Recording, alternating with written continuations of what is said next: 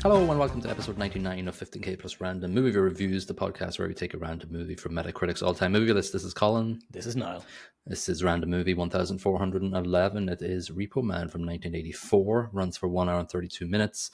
Got a Metascore of 82 and a user score of 7.0. Had a budget of 1.5 mil and had a box office of 3.7 mil. So for an indie movie, it's reasonably done okay. Return. But I think it's evolved into a cult classic, more so than a money spinner.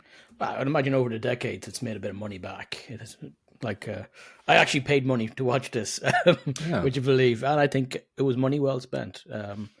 It's massively surprising. I was expecting garbage. It's not garbage.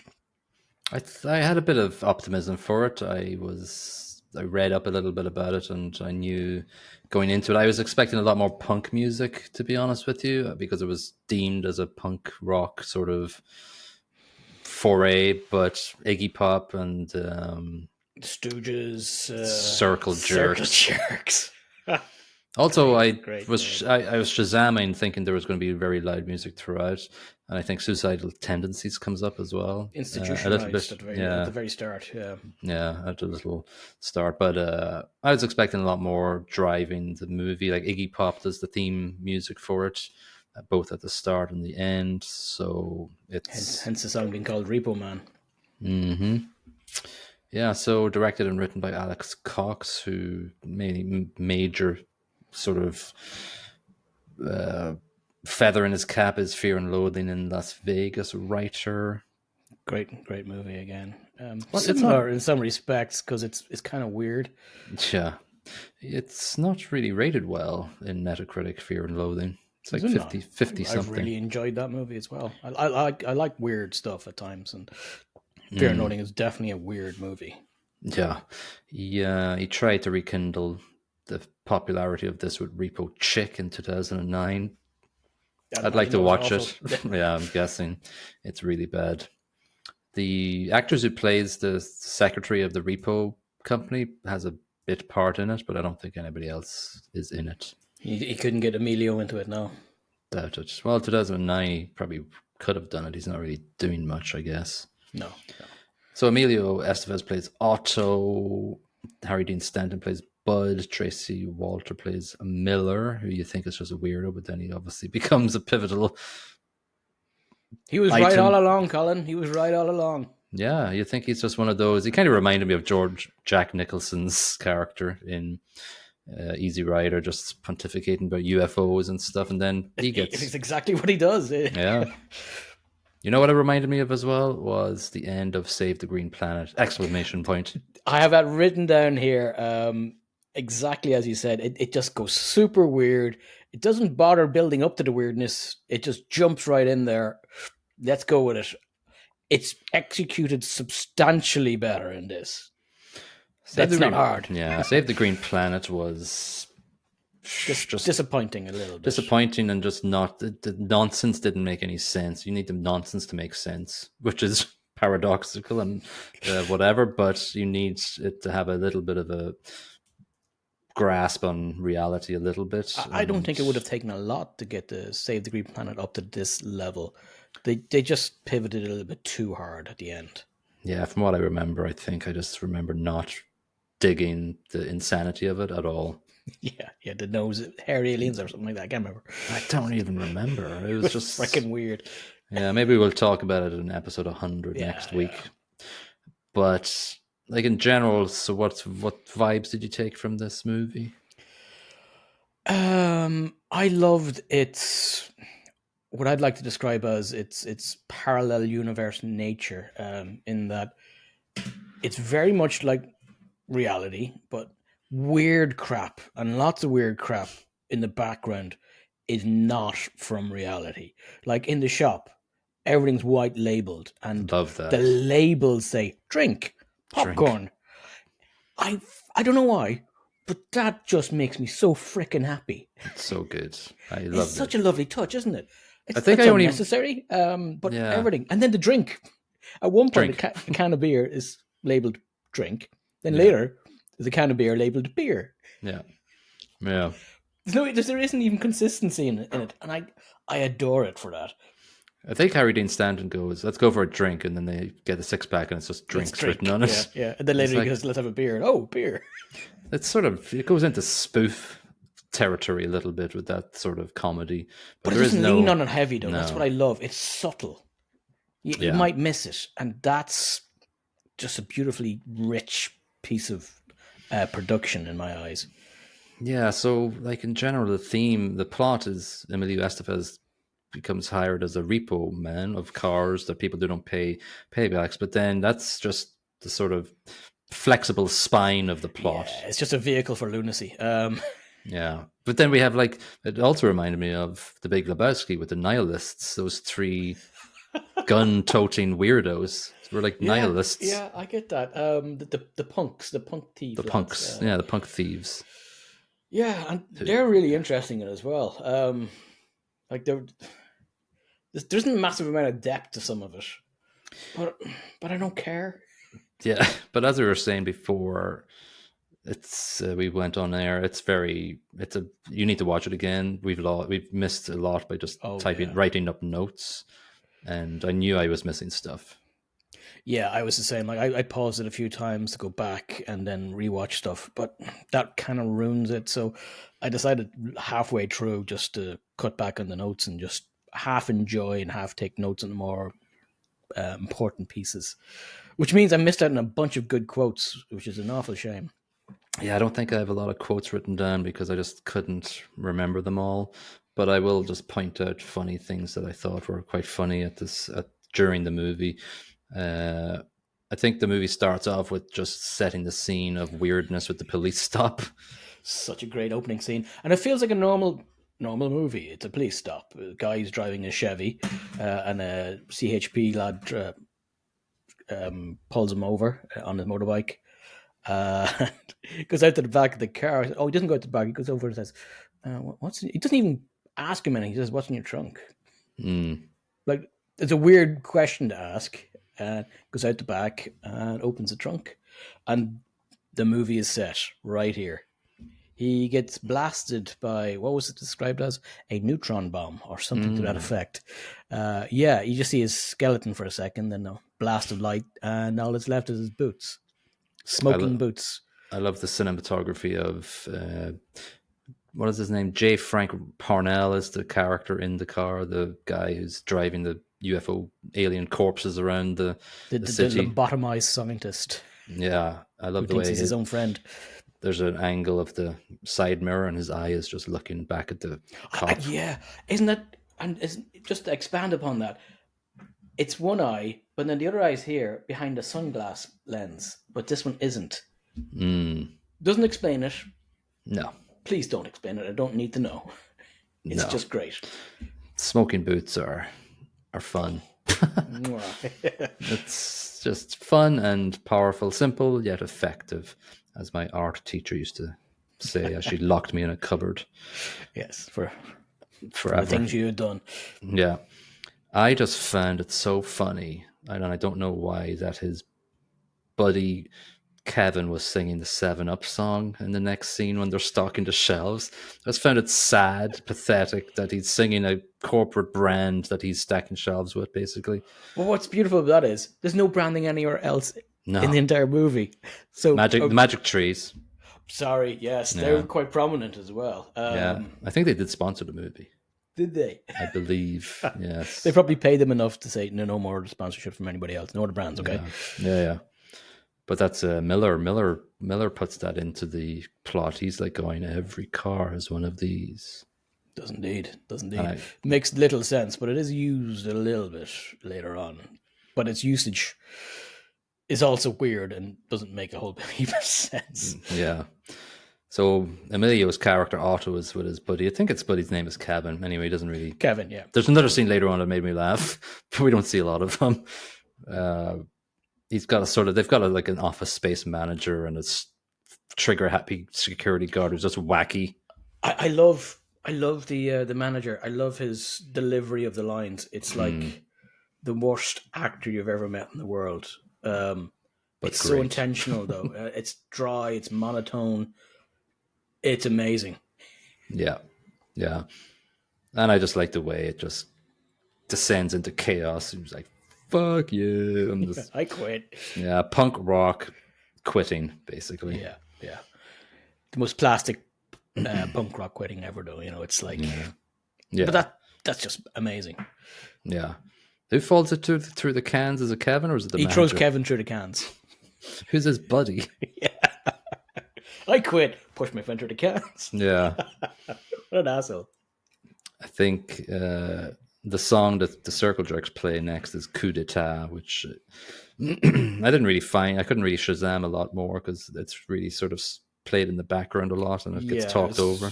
It's very hard to get any of them out of it, but I think that's it. Yeah. And then Institutionalized by Suicidal Tendencies. Well, we had to know that one. Next. Jesus. Yeah, we grew up. Suicidal Tendencies was a very sort of punk, underrated, underknown band that sometimes was played on a metal station, but not a lot. Yeah. Back in the 90s. Yeah, he's back in Kevin's house then directly after he gets fired, or he quits. Which is really, it's Kevin's parents' house. There's a bunch of rockers and punk lads messing the place up. Kevin doesn't really want them there, but he's Kevin, so he can't do anything about it. He gets pushed into cans. That's a Kevin. Poor Kevin. We all know a Kevin. Yeah. But Emilio's girl is she the one that from later on were doing the robberies, or am I miss? Oh, it isn't her. No, I have no. I don't think so. No, I don't think it was her. I didn't go back to check because it couldn't be better. No. It's not his girl though. No, she sends him off for a beer. He comes back with 2 beers. Yes, and she's shacking up with somebody else, and he's like, "Oh, for fuck's sake!" So he sods off, sits outside with Kevin. Yeah, exactly. Yeah. So where does it go into next? We have some old lady. Yeah, the next day he's just dandering up the road. It's like a crappy area, and he's just kicking a can, and somebody shouts, "Do you want to make $10?" That's right. This is a lad we'll later find out to be called Bud. Driving some old car. $10. Drive my wife's car for a few miles, and I'll give you $10. He calls her the old lady. That's why I have old lady. Yeah. Apparently, she's pregnant with 2 kids, so that's why she can't drive it herself. Yeah, that's just a little bullshit. Yeah. So he negotiates up to $20. Fair play. Yeah, I think he got 25. Oh, 25. Maybe. Sorry, $25. That's why I have it. He carjacks it, and then El Caso y la Cruz by the Plugs play. I think that's the last song I actually get. Yeah, I stopped checking after a while as well. Yeah, I like the way. So he brings the car back to the repo dealership and Helping Hands HQ. Helping Hands. That's it. I love the way. It was funny the way they did it. The owner, I think, goes, "What's your name?" And he goes, "Otto." And he goes, "Auto Parts." It's such a terrible line. I love it. But everybody laughs, and then you're going, "That's funny." How old are you? 21. Have a beer. Yeah, and then he just pours it on the ground because he's punk. Screw you guys. I ain't no Repo Man. Really? Yeah. You're all right. Yeah. Normally I'd lay somebody out for pouring out a beer on the floor. Yeah. You're all right. You're all right. And they all start clapping, like, basically.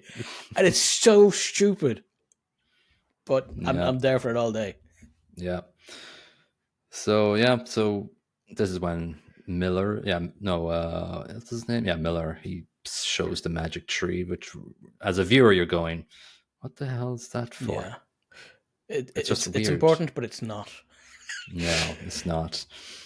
There's a 2-second clip here, just before we jump on to what happens next, of a basically Men in Black style van, and they're at the original scene, the opening scene again, where the boots were, and there's a line that the boss lady says here to Agent Roberts with a Z. Agent Rogers with a Z.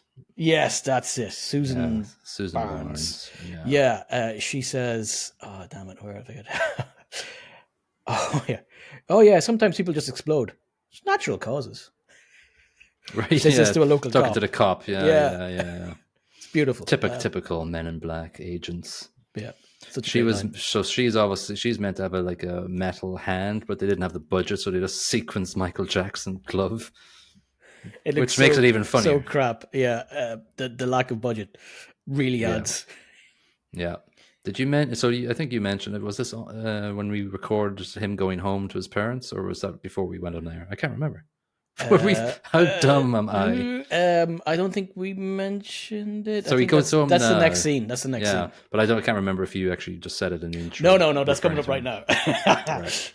Yeah. So he goes back home to his parents. They're watching some TV pastor, and in the background he's shouting at them. They're ignoring him, and there's a great line here as well. The pastor shouts at the TV, "I want your money because God wants your money."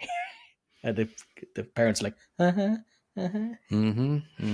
love the way he just comes out with a can with food on the label. It's like, this branding thing I love. I just don't know why it tickles me so pink. It's just like, I'm trying to think. Consistently inconsistent as well. Like the on the nose nature of everything that would normally be branded is just gorgeous. I think I read it was like a criticism of how just generic commercialized everything is. Yeah. I think it was specifically California or something that he was talking about. But yeah, his mom and dad are weirdos, and we never see them again. But they're just like everybody else in the thing. He asks for money because at this moment he's broke. He's lost his job, and he says to his dad, "You know the way you were going to give me $1,000 to go see Europe when I finish school. Well, I think I should finish school, but before we do that, can you just give me the money now?" I have it now. And the dad's like, no. Yeah, you remember what he says? He says, "No, we spent your money on Bibles to El Salvador." Amazing. So his earlier line of saying that I ain't no repo man flies in his face now because he's like, well, I just got money doing repo work. I can do that again. Right. Yeah. Yeah, he gets a taste for it as well now. So he's going. He's been a repo man. He's been shown the ropes by Bud, played by Harry Dean Stanton, who I read was an asshole. But I read he was an asshole on set. Yeah, he wouldn't learn his lines or something first because he's like, "I've worked with the best of directors. Nobody tells Harry Dean Stanton to learn his lines." He was like, "Yeah, famous people I've worked with have on cue cards and stuff," but they got him around. But he's very good. Out of the park in this. Yeah, he's very good. So good. And you said he's the guy. He's one of the dead dudes in the Alien crew, the first Alien movie. Yeah, he's one of the first guys to snuff it. Obviously, not the first because the alien has to come out of somebody's chest. But yeah, he's one of the maintenance lads in Alien. He doesn't end well. I still remember the scene where he's just looking around and then he looks up. Ooh. Oh yeah. I'm in trouble here. Yeah.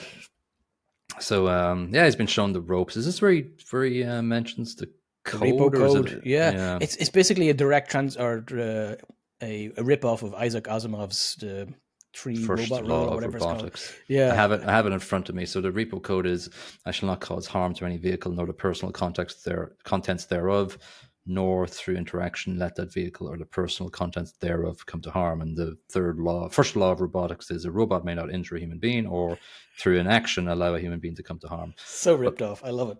But anytime he's in the car with, I think, Sly, is it? Or Light, yeah. They break all those rules. Light's pulling out guns and the guns firing blanks, but he's just whacking the car into stuff and just causing mayhem. It's great.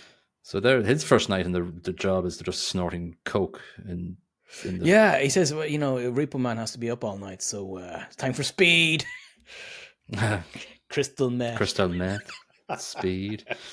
Then it's just like, this is the line that got me. It's like, all right, let's go for drinks. And they go and get labeled cans of drinks. And so they leave, and then these nihilists, punk robbers, stand up from behind the counter. It's like, it's very slapstick. It is very Airplane / Lethal Weapon. Not Lethal Weapon. Loaded Weapon, which had Emilio Estevez. Naked Gun. It's better. Sorry, yeah. But Loaded Weapon was Emilio Estevez's spoof movie. Yeah, but this is very subtle, and they don't dwell on it either. I love it for that. Hmm. It's background noise, and if you're going to put all these details in, just keep them nice and subtle. Yeah, Beautiful. like if it wasn't done properly, I would have hated this movie, I think. It could easily be a terrible movie. There's no question about it. But it just Yeah. manages to. Not once did it annoy me with any of these details, and that's an unusual thing. We have the introduction to the Rodriguez brothers who come in and out of the movie, and it's just very confusing. But you shouldn't really be confused if you watch it about it when you don't have to take notes. And I probably want to watch this again without taking notes and just enjoy it. They don't really make a whole heap of sense quite a lot in this movie. Their role, they're competitors to the Helping Hands organization, Yeah, but them being repos is never really made clear. But I think they're repos. I don't even know. They Anyway, they, they they have this. align themselves later on with the alien chasing lady, but Everybody aligns with everybody just against Helping Hands and Emilio Otto. yeah, yeah. I don't even know who's on whose side at the end of the movie. No, It doesn't I really don't think matter. it makes any difference. No, they were kind of shown their adversaries with this canal chase in the with the cars. It doesn't really add anything to it. The main point is at the end, Bud says, "Come on, let's get a drink again," and so they do. Yep. Yeah, they're back to the shop again, and then it gets robbed Yes, again. yes. Like the shop's What's been robbed like 6 times or something like nuts like that, and it's always like a subtle little, somebody in the background's got a gun or something. The two lads walk off. yeah, true. That's it. Yeah. Um, who is Mrs. Magruder? Mrs. Magruder was the next stop. I think they do this with Light, or Otto does his next He repo goes job in, with Light, and where then he his hands a family comes in. bag. No, he hands a bag with a rat in it to Otto and says, "No, just go over. This will work on any lady. Just try it because it's a Right. convertible." So he chucks the Yes. rat into the passenger side beside Mrs. Magruder, and Mrs. Magruder just looks at it and goes, "Oh, that's lovely." Pulls out a mace can, squirts him in the face. Yeah. And Light is That's too looking on and funny. goes, "Huh," and just drives off and leaves Otto in the middle of the road. It's like a hazing. Yeah, it's great. Yeah, it's good. There's a couple of instances where he fails at his repossession. The next thing, he's got a millionaire and he takes his car. It doesn't really. It's not. We don't really get to see the millionaire a lot. He runs out after him, but he drives into the trash when he sees Trash, this yeah. girl, and it's Layla. Layla. I thought she looked very young. Apparently, she was 19 in this role. Yeah, I thought she was very young. Yeah, played by Olivia Barash, who hasn't really done anything No, since no. then. I'm not surprised. Like she didn't wow me with her acting socks. No, But I don't think that's important in this movie. no. So she's an interesting character to come up because she is with Otto, but then she becomes the agent's helper, and it's just like, okay, fair enough. Yeah, it's kind of like a why Doesn't not? matter. Screw it. Yeah. It's so weird though. But she is a kind of conspiracy theorist, isn't she? At the start, Yeah, so he picks her up and he's chatting her up from the side of the road. That's where he crashed into the bins. Anyway, she yeah, jumps into the car. They're driving down the road, and two men in black who are obviously blonde. All the men in black are blonde because that's the rule. yes, yeah, They drive up beside him, and she jumps underneath her seat and goes, "Oh, don't look at those men. They're out to get me. They're going to kill me because I know about the 4 aliens who are dead." that's right. In a Chevy Malibu. Chevy Malibu, 64. Does she show the picture of them then? Yeah. It's on a really crappy photo, and it just looks like a bunch of condoms filled with water. That's what it is. They said that. Yeah, that's exactly what it is. That makes sense. So Yeah. Oh, you know what's funny about when he drives into the trash? the The old lady, lady. She yeah. comes up later. There's 2 versions of that. Apparently, Oh, there's one version where she's cursing at him, loads of profanities, and the version I seen where they've overdubbed the profanities, which is even funnier because it looks wrong. She's giving out to him, "Oh, you should pick that up." But in the other version, apparently, she's calling him lots of things. But But she comes up later and yells at him, "You're the one that drove into my trash." I love the callback. It's great. It's great. Yeah, so she drops. It's where he drops her off now. So she asks him to drop her off at work, which is the United Fruitcake Outlet. Oh wow, well noted. Yeah, which is a fantastic little, just to call out how nuts she is. And before she jumps into work, they just doink in the back of the car in mid daylight. Yeah, it's sped up. The scene is sped up. Yeah, another weird choice production wise. Fantastic. And the next bit is it shoots on to nighttime. Him and Light are at it again. That's right.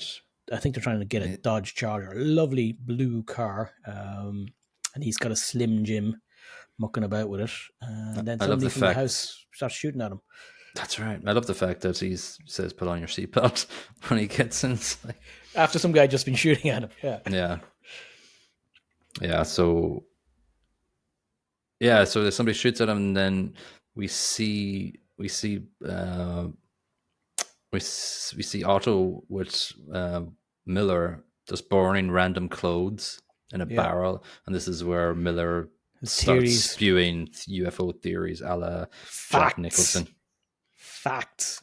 Time machines and something about time machines and UFOs. No, it's time machines and UFOs. UFOs or flying saucers are time machines, and the people that go missing in South America end up in the time before people, because that's where you would go. Time machines. Makes sense. There you go. Actually, it's the next thing that Bud introduces the code. It wasn't earlier on. Oh no, he does it twice. He mentions the code twice. Yeah. So he starts off early with the code with the Isaac Asimov malarkey at the get-go. He's very big on the code. I think at this point we get the whole sort of everybody gets to know that a 64 Malibu has a 20K reward on its head, for want of a better word. Yeah. Here's where I copped that the number plate was different, and I do a bit of a Google on it, and it's different for a damn good reason. The car actually did get stolen. Right, I read in the few months between the first shot and this shot, somebody nicked their car on them, so the plates are different. They don't bother trying to change them. Right. Right, we did. Yeah, because the second set of the reason I noticed it because the second set of plates said GBH, and I was like, "Oh, grievous bodily harm." There's nothing to do with it. Yeah. Also, punk band GBH. Yep. Yeah, we have a lot of small scenes here where Otto's being a dick and Leela slaps him twice. We have no commies, he drops the trousers in the UFO place. Yeah. Shit. Yeah. I think Light is like no commies, no Christians in his car. Yeah. No, that's Bud who says that. No, it's very serious Bud is that. Yeah, they're getting the car washed, and he's very serious about this. He doesn't want commies, no Christians in his car. Which is interesting. And then we see Kevin again at the detail place, and the Frank Parnell pulls up and vomits up off screen, and then this is when the Rodriguez brothers nabs the car. Yeah, they're just driving past and they go, "Oh, hello." They get Kevin. Here, Kevin, I left a box of matches with you there last night. You don't remember? It's in the office. Go get it. All right. Okay. Simple Kevin. Yoink. This is where the scenes just come hot and heavy. I'm constantly just writing down the change of scenes here. Otto goes to this lady's house and tries to scam her, and then all her family comes in, yeah, which is funny. He changes his mind and he decides to walk out, but he's got cojones in this scene because he goes, "You know what? Screw it. I will try to nick the car. I'll nab the car. Repo the car, not nick. Repo, yeah. But what he didn't cop was the lads had put it up on a jack, so it makes a bit of noise. The car doesn't move anywhere, and the lads all come barreling out of the house. Not good for Otto. Gets a bit of a kicking. Gets a bit of a beating. A minor kicking, considering the amount of lads that came out. Yeah, and they're beating him with their musical instrument boxes, I think, or cases. I love the next scene because Miller is just doing... Yeah, that's a great scene. But Miller's doing sort of a Native American chant over him just to heal him. To fix his wounds. Yeah, He's obviously not Native American. It's just gobbledygook. No, but as we'll find out, it may not be gobbledygook. Well, yeah. There might be some spiritualness in him. Maybe. No. But yeah, I love the character of Pletchner because he's just an asshole for no reason. Fuck you, Pletchner. Yeah, Pletchner just keeps on annoying Otto. Yeah. It's funny. It's a funny scene, and I don't know why it's funny. I was in Nam or something like that. No, I was in 2 World Wars. 2 World Wars, sorry, yes. I think. Yes. And then he was a prison guard. Rah, rah, rah. And Otto's like, yeah, fuck you, Pletchner. Yeah, fuck you, Pletchner. Yeah, that was very good. Yeah. I think the nihilist punk robbers take the car next. The next scene is them jumping out of a pharmacy warehouse. So they've got bags of drugs, bags of pills. They find the car coincidentally because the Rodriguez's have just pulled up. There's a great line because the Rodriguez lads have pulled up to get something to eat. And one of the lads says he's on the phone and he's chatting to the person who's organised the Malibu to be taken in. And he goes, "This car is hot," and she's like, "No, it's not stolen. No, it's hot. It's hot, burning up, man." I love the way when the punk rockers just take the car, they just stand there, the Rodriguez brothers, and go, "Shit." They're just like, but they're not feeling nonchalant about it. They're like, "What the bag?" They're just like, whatever. Which adds to the coolness level of the Rodriguez brothers. Yeah, they don't care. They're like, it's gone. The punk thieves are too high strung for me to like them as people. Yeah, I think they're just, especially in the scene coming up, go nuts in the shop once and for all. One final. I like the departure of I didn't write his name down. The guy in it. Oh no, sorry. This is actually that's later. Sorry. There's the bit where our scientist lad bumps into them in the next scene, isn't it? What do we got? We got robbers with drugs. They take the car. We have light shooting blanks. We have Layla. Agents kidnap Layla after doing the call with the Parnell guy from phone box to phone box, and he's speaking backwards and stuff. Yeah, with a scrambler. Yeah, but they can see each other. Yeah, they can see each other. Very, not going to say loaded weapon. Police squad. Yeah, naked gun type thing. Yeah. Where they're shooting at each other from the bins. They're like, it's very much like that. Why would you? You can see them. So the agents go and try and run over Parnell, but they do. But he's fine for some reason. Yeah. Blah, blah, blah, blah, blah. Oh yeah, there's a party at the Repo place. They're just having drinks and I think they talk about like John Wayne. Yeah, we have a little bit of a aged comment about John Wayne. The most I can say about it is that our UFO conspiracy nut says, "Oh yeah, I had him bugged and I got cameras in his house, and he'd come to the door in a dress, yeah." And there's another line after that. Another line after that goes, "Yeah, that's not blah because I like to watch my friends have sex." Right. All right then. Yeah. That's weird. The Repo Men want to find out who beat up. They want to back up Otto. They don't care they actually literally say, "I don't care it was you. It's just that we can't let people beat up Repo Man, so we're going to beat them up." But I like what Otto does. Instead of putting him on the ladies' band to beat him up, he goes, "Who do I hate?" And our monotone friend from the very beginning of the movie, who was his boss, gets a knock on the door. A bunch of lads outside with baseball bats. Hello. Yeah. So Layla calls him, and they have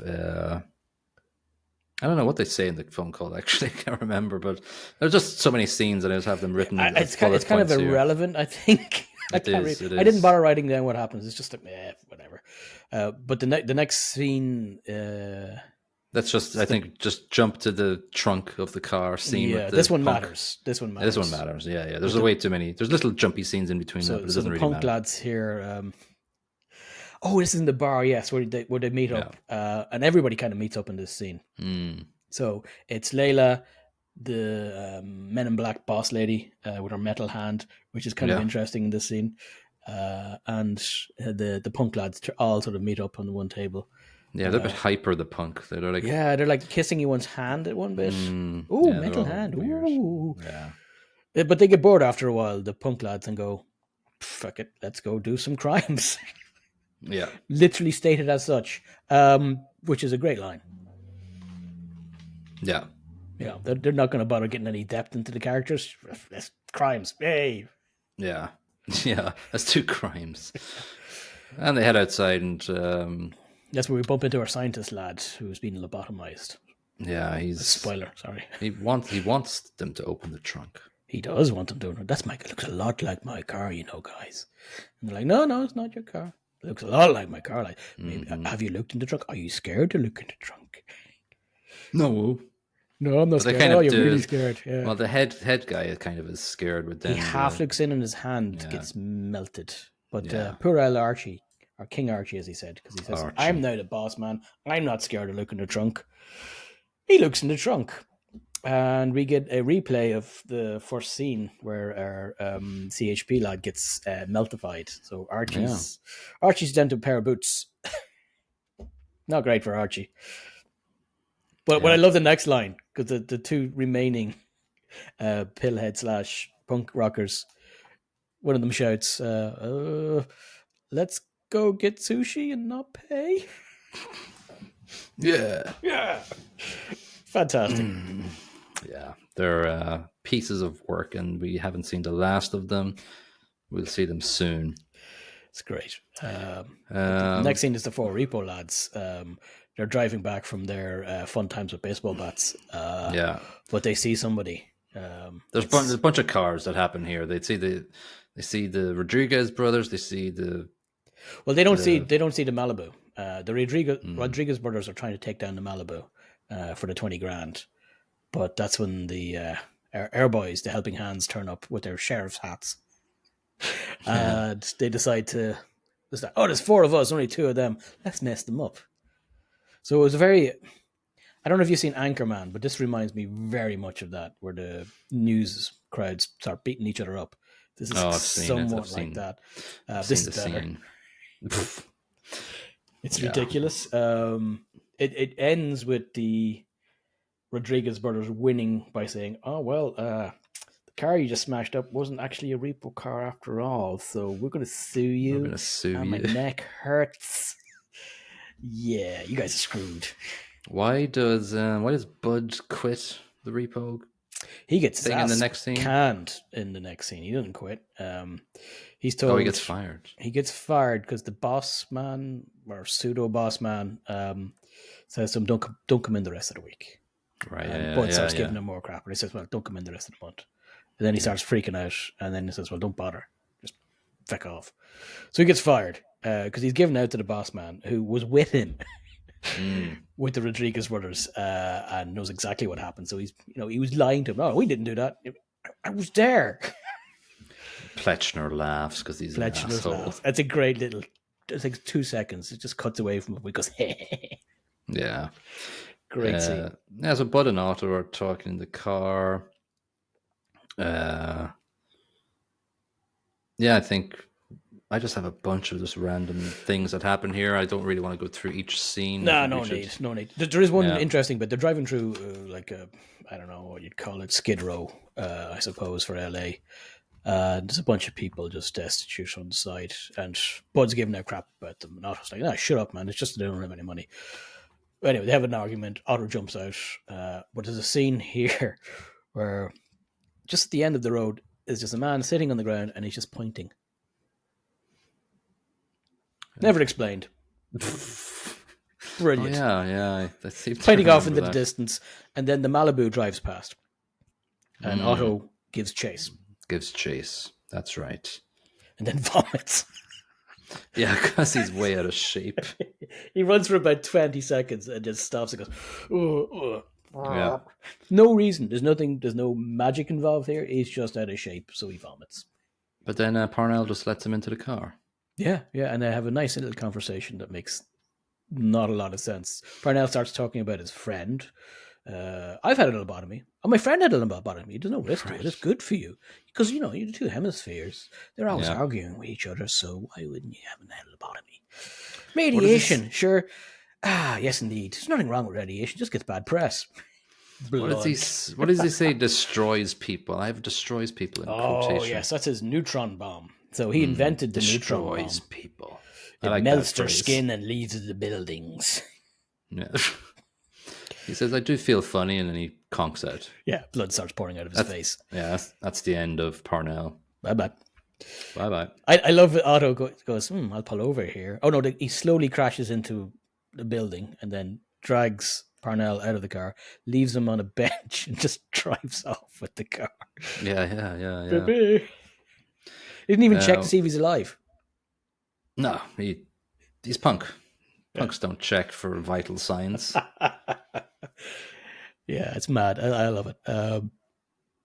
So do we have anything important to say before the nihilists punks rob the shop for one last time? No, so Bud drops off the car at the Repo HQ. Yeah, he that's locks it up there. Locks it up there. Is it important? Probably not. No. So they rob the shop. There's a bit of a shootout in the shop. It gets a bit bloody and ketchup-y. Ketchup written on the rails. Yeah. That's somebody falls into the ketchup and it's ketchup on people. You don't know if it's blood or it's ketchup. Everybody gets shot apart from Otto and the girl nihilist. I don't know her name right now. I don't particularly care. No, doesn't matter. She hands him some popcorn in a bag that says popcorn on it for no reason.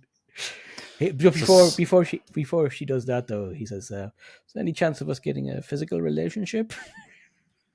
Just this, he was just trying to make her not shoot him. Yeah, but it's a fantastic approach to doing so. It works. He gets popcorn instead of dead. Yeah.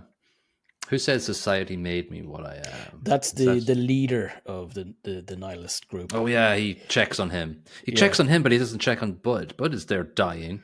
Yeah. What's going on? He's a punk. He's a fucking punk. Yeah. I love the statements from the fella.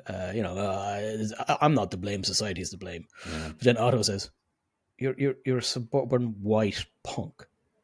You are bullshit. Bullshit." Yeah. So it's a great little 2 seconds. Yeah. So I think they all had to see Bud in the hospital soon, right? There's like this where things start getting a bit. It's nuts. It's not that it was sane before that, but it accelerates at this point. Yeah, like they're all sitting around with Bud. Bud's not making a whole heap of sense. Yeah. No, actually, before that happens, is this before? Yes, they go to the HQ. Yeah, go to the HQ. Why do I have my pulls a gun on? Oh, I can't remember the name. The black lady who worked in HQ. She's having an argument with one of the men in black, and right, yeah. She pulls a gun on him, but Pleshner kicks the door in and points a gun at her and says, basically, "I'm going to take you out now, finally." And then he gets Otto runs in and throws a big pot of coffee in his head. Get my face, which is wonderful because one of the men in black. She's going to hit him over the head with a chair, and that's when he screams out, "Not the face!" Not the face. It's great. The agents are sort of they're not sinister. They're just not sinister at all. They're just a bunch agents. of turnips, which adds to the character. Yeah, the almost comic book like nature of them. So we do have sort of like the agent Rogers. The Rodriguez saves Agent Rogers, and then everybody's heading to the hospital. Yeah. The trash lady is there. This is when the trash lady is there. Hey, you're the guy that hit my bins. Yeah. And I love the fact, this has just made me so laugh, was the fact that Kevin was under a blanket on the trolley in the corridor. He's like, Otto? Otto? And then he just puts the sheet back on his face. It doesn't even acknowledge him. He's such a dick. Yeah, he's looking for Bud. Why he likes Bud. Wouldn't you check him in the shop? Yeah. Because he knows Bud might be something to do with the car. All the Repo Men are named after beers, by the way. Otto? Apart from Otto. Oh, okay. Bud Light. Oh, for shit. Miller. Yeah. How did Yeah. I miss that? Bud Light. Oh my god. Oh crap. Such a nice touch. What happened? So Bud, So like Bud is everybody's after the sick. car. They Bud's run. sick. Everybody runs downstairs for some reason. I Yeah. can't remember. They're chasing. Oh, they're chasing after Otto. Otto. Yeah. There's a big smoke bomb, and he jumps out the window. And as he's doing that, a car drives past everybody, and it's glowing. But it's two people in like hazmat suits running up a stairwell. The car drives past the two of them, and one of them gets zapped by the car and drops dead. And the other guy continues on his way. Never explained. It just happens. Beautiful. Yeah. Yeah. Fantastic. Glowing cars. So it's there. Everybody's trying to figure out how to get into it, and Miller walks up and goes, "I'll have some of that." Yeah, just danders into in. it. Then There's also an Ice Cube brain session for some reason. It's an Ice Cube brain thing. It's all just it's blurred into one stuff. Crazy lump of we don't have to mention. Yeah, we're like it's everything just happens in the last 10 minutes of the movie that just gets a bit crazy. But there's two lines before Miller gets in that I need to mention. Do it. Because the boss lady, somebody comes up with some beer. I think it's not Pleshner, it's one of the other guys. I think it was the boss man of the Helping Hands with a 6-pack. You want a beer? And she goes, "Beer? No beer is needed here." And then it cuts to the agents, and one of them just goes, I love this job. Oh yeah. As his friends are getting zapped and killed, he's sitting there looking at them. I love this job. Yeah, they're leaning against the wall, just chatting about how good their job is. As their friends are dying. Yeah. And then Miller, as you say, he gets towards the car, puts his hand on it. Everybody else is frazzled by the car. He's like, "Oh, lovely car." Yeah. Gets in, sits down, and beckons Otto over. Yeah. On over. There's another great line. Layla is beside Otto at this point, and she says, "Well, what about our relationship? Don't go with him. Stay with me." What's the line he says? "Yeah, fuck that." Yeah, fuck that. Yeah. Gets in the car. The lads go on a joyride. They just head up vertically. Why not? And the special effects are so wickedly bad.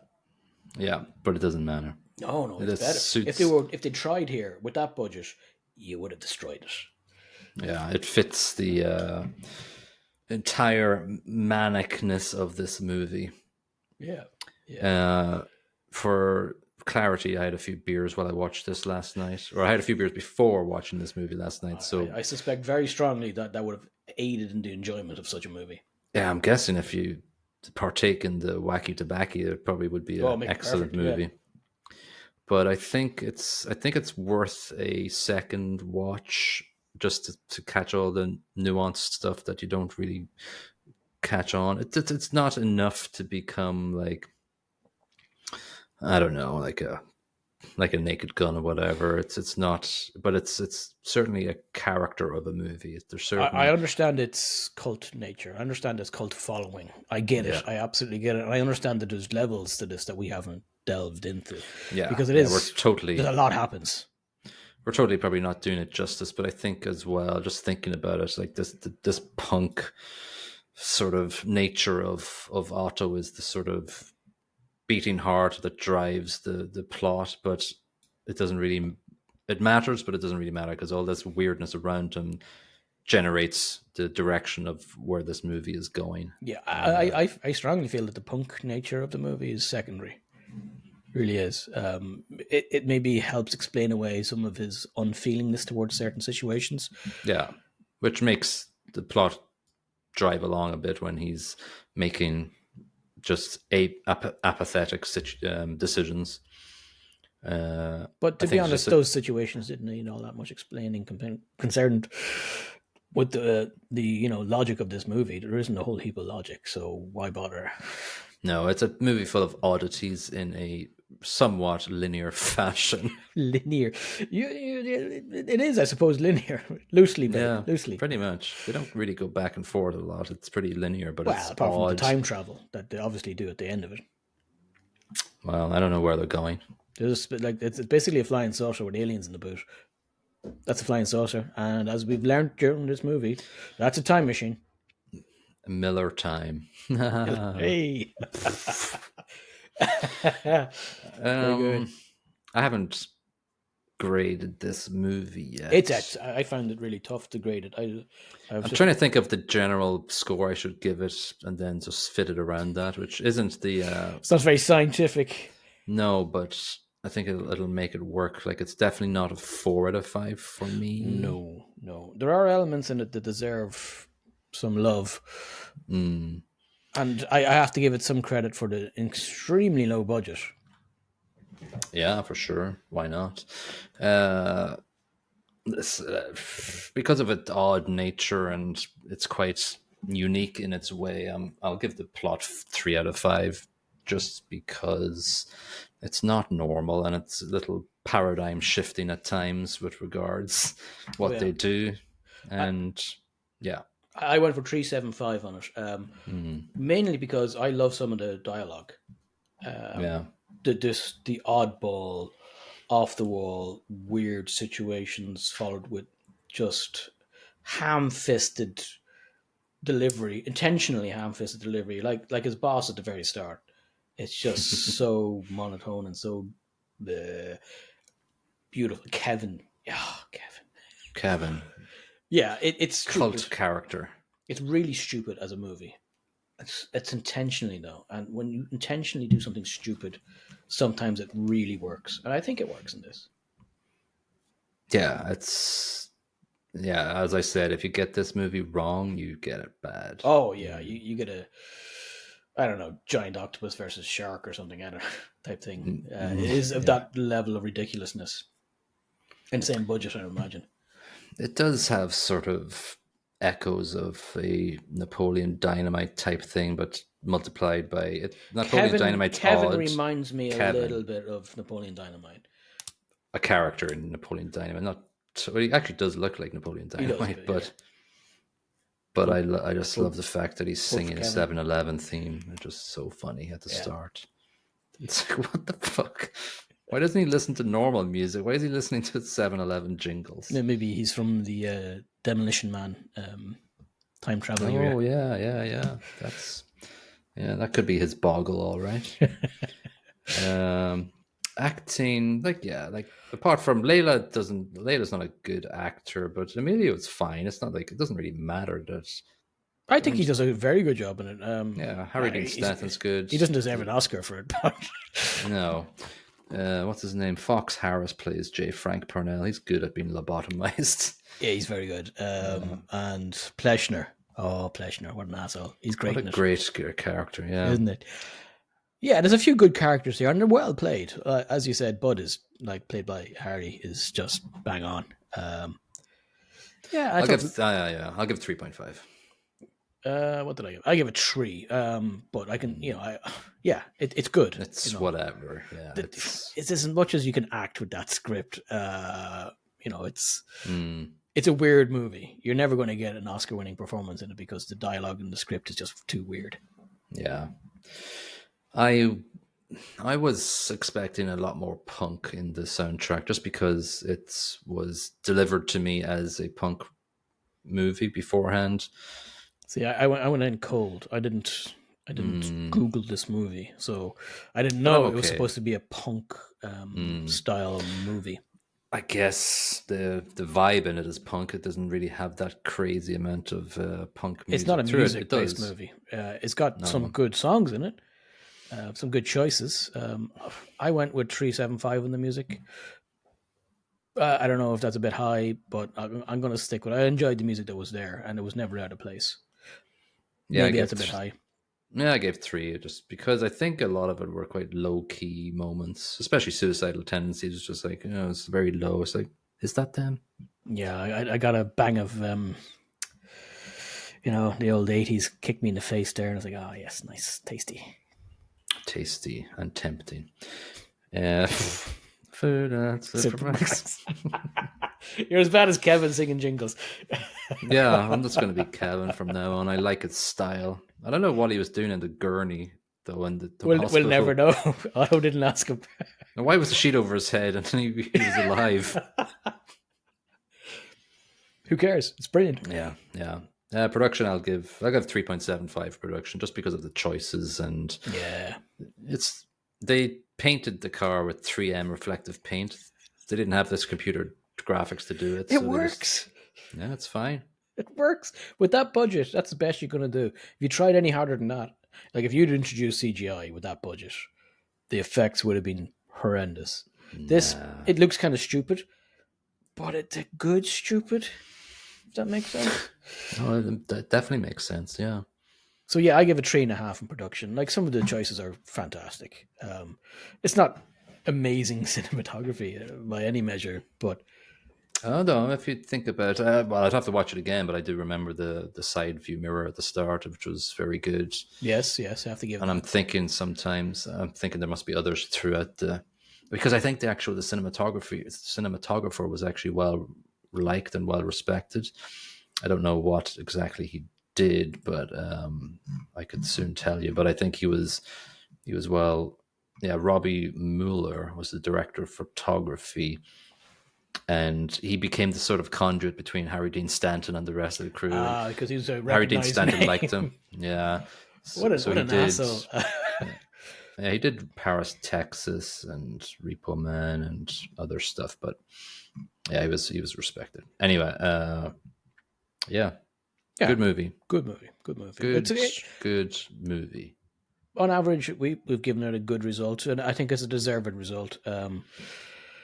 It'll not change your mind about genres in cinema, but it's a good time. It really is. It is a good time, and it's an hour and a half of just odd shit. And you were saying your wife watched it. She did. She wasn't going to watch it, but she had nothing to do for an hour and a half. Her kids were away at art class, so we were like, "Do you want to watch the movie?" She's like, oh, "Go on." So, and she's delighted she watched it. She loved it because it's kooky and weird, and she's big into that. I think this movie could be a little bit Marmite. A lot of people would not like this style. Then a lot of people don't like things like Napoleon Dynamite. True, that's very Marmite. If you don't like that sort of stuff, that type of comedy it's similar in some respects. So if you don't like that type of weirdness, you're not going to like this. Yeah, a couple of the reviews harp on about the violence and stuff. I didn't really violence. Yeah, like the shotgun scene, and it's unrealistic violence. It really is, and it's intentionally kind of silly. Yeah, Dave Kerr in the Chicago Reader gave it 60. He said, Cox's style is a step beyond camp into a comedy of pure disgust. Much of the film is churlishly unpleasant, but there's a core of genuine anger that gives the project an emotional validation lacking in the flabby American comedies of the early 80s. Yeah, that's just a bunch of words that it's definitely words. Yeah. But quite a lot of good reviews. The Telegraph, Philip Horn. This unforgettable movie is not to be missed. Though full of superb jokes, it has a weird integrity, something melancholy and serious at its core that stays with you. Don't know about melancholy. I didn't feel a bit of melancholy. I did feel something about Otto's journey. There's a bang of 80s depression about it. Especially at the start, where he's kicking a can down the road and he's without a job, and he's got the angst. Not quite teenager angst, but he's got angst. Yeah. I don't think Roger Ebert did a review, but I just want to make sure I'm not missing good old Roger. We normally have El Rog. We do have a little Roger. Oh, there he is, 75 out of 100. This is the kind of movie that baffles Hollywood because it isn't made from any known formula and doesn't follow the rules. Well done, Roger. Yes. And you know what? That point there is very important, I think. It doesn't follow a formula. And I love something that is unique. And this is unique. It's not the best movie out there, and there's movies that follow the formula are way better than this. But it's nice to get something refreshing like this. Cleanse the palate. Sort of reminds us of Easy Rider. That was unique and innovative for the time. Yeah, very much so. Very much so. Doesn't follow a formula. I think this follows the script more so than Easy Rider did. Yeah. But yeah, it is unique. We need more movies like that in the industry. Although it's very hard to be unique with the amount of movies that are being made now. Yeah. People will always come up with something innovative and paradigm without being too shifting. bloody artsy. Oh, by the way, we didn't mention that. Just to wrap up the movie, the credits rolled backwards. Oh yeah, yeah. It's just weird. Yeah, my wife turned to me and went, is it just me, or is that not normally how credits go? You're right. Yeah, it's gone backwards. Yeah. I also do like, Subversive.